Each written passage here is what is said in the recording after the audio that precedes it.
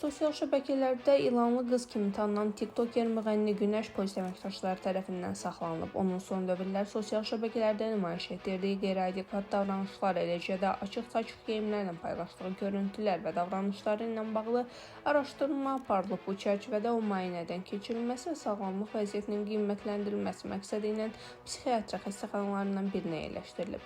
Səbail rayon polis idarəsinin 9-cu polis şöbəsinin əməkdaşları isə bir tiktokeri həbs edib. Belə ki, sosial şəbəkələrdə cəmiyyətə qarşı hörmətsizlik, mənəvi dəyərlərə zidd, qeyri-etik davranışlar sərgiləyən və bu məzmunlu paylaşımlar edən 1991-ci il təvəllüdlü Əlikram Heydərov məhkəmənin qərarı ilə 8 sutka müddətinə inzibati qaydada həbs edilib.